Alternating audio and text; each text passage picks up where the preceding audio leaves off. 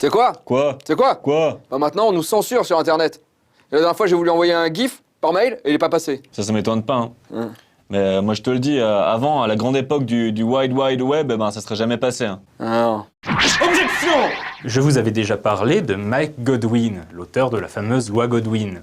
Godwin est un avocat connu pour son travail au sein de l'Electronic Frontier Foundation, une association américaine dont le but est de défendre la liberté d'expression sur Internet. Or, l'histoire de la création de l'EFF est en soi une sacrée aventure. En 1990, une base de données du numéro d'urgence 911 avait été rendue publique par les hackers de l'E-Zine FRAC. Le gouvernement américain est alors pris d'une soudaine paranoïa contre le danger représenté par les hackers et lance une opération anti-hackers baptisée Operation Sun Devil, qui durera 2 ans et laissera une empreinte indélébile dans les milieux du hacking. C'est ainsi que le 1er mars 1990, les services secrets américains débarquent dans les locaux de l'éditeur de jeux de rôle Steve Jackson Games, sans mandat de perquisition valable.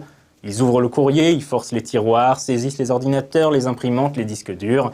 Leur cible, Lloyd Blankenship, un ancien hacker qui, à l'époque, est en train d'écrire pour Steve Jackson Games une version du célèbre jeu de rôle Cyberpunk pour le système de jeu GURPS.